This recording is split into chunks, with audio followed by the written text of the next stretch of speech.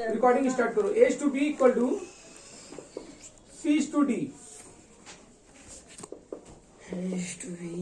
होने से अभी मत उतारो, अभी खाली समझो, दिखाएं, अभी मत उतारो, अभी खाली समझो। कौन कर रहा है? रिकॉर्ड कर रहे हो?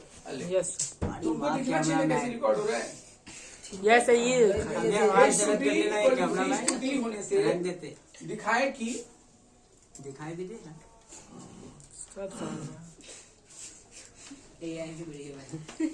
क्वेश्चन है a square plus a b plus B square करना है। अभी थोड़ा बड़ा करना इज टू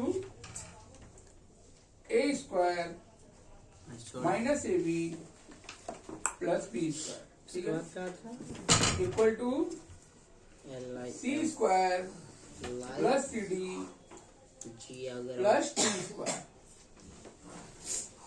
इज टू ले पकड़ c square minus C D plus D square. A square plus a b plus B square is to a square minus a b plus B square equal to C square plus C D plus D square is to C square minus C D plus T square, ठीक है। सबसे पहले हम लोग ये जो मान है उस मान को पहले समझेंगे कि मान कैसे करते हैं, वैल्यू कैसे प्रोड्यूस करते हैं। देखो ध्यान से समझो, ए टू बी है ना तो लिखेंगे ए बटे बी, और सी टू डी है तो क्या लिखेंगे सी बटे डी। यहाँ लिखेंगे के, माना, या इंग्लिश में लिखेंगे लेट। सी इंग्लिश में लेट, हिंदी में माना, ठीक है। यहाँ पे लिखेंगे माना माना, दोनों नहीं लिखेंगे, एक ही लिखना है, ठीक बा। अब ए का वैल्यू जब लिखना है तो लिखेंगे, इसे तिरछा गुणा करेंगे, क्रॉस मल्टीप्लिकेशन, बी के। ए का वैल्यू कितना होगा? बी के, बी के। और सी का वैल्यू करना है तो डी को के से मल्टीप्लाई करेंगे तो कितना हो जाएगा? डी के। सी इक्वल टू डी के। Everybody understood? Yes sir. तो ए का और सी का वैल्यू निकल गया।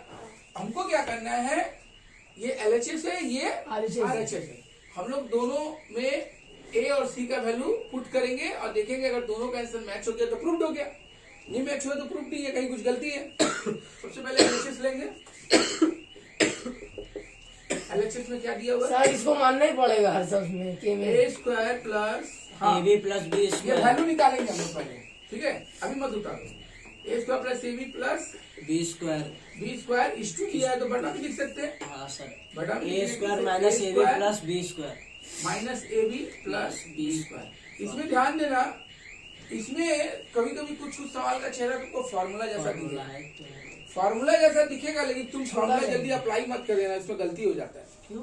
कोशिश करना फॉर्मूला अवॉइड करने का। फॉर्मूला जहां अप्लाई करोगे सवाल तुम्हारा कॉम्प्लेक्स हो जाएगा, फिर सवाल का आंसर जल्दी नहीं मिलेगा।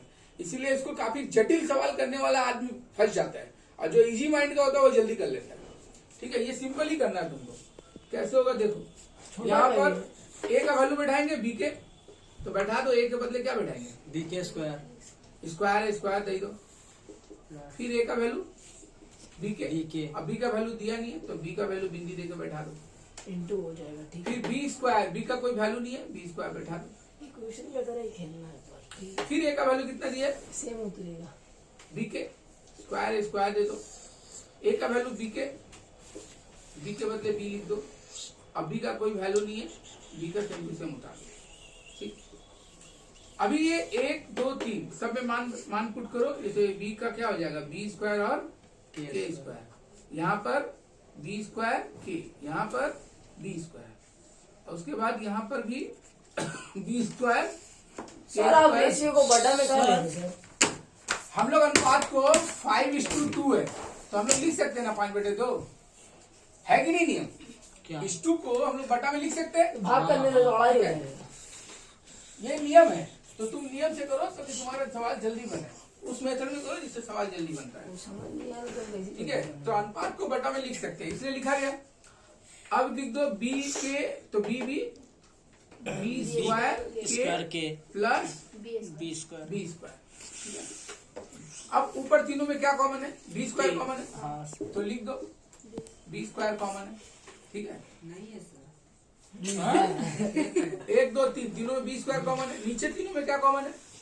बी स्क्वायर नीचे भी बी स्क्वायर B कॉमन है, स्क्वायर तो यहाँ है। बचा क्या है? ऊपर में क्या बचा? ऊपर में बचा के के स्क्वायर स्क्वायर प्लस प्लस के के प्लस प्लस 1 और नीचे बी स्क्वायर निकाल लेंगे तो वही है तो नीचे भी क्या बचेगा? के स्क्वायर माइनस के प्लस 1 के प्लस और 1 प्लस One. 1 तो बी स्क्वायर कट गया। हाँ सर तो मेरा आंसर क्या आया? के स्क्वायर प्लस के प्लस 1 और के स्क्वायर माइनस के प्लस प्लस 1 Common मेरा निकालना LHS जरूरी का है। आंसर आया।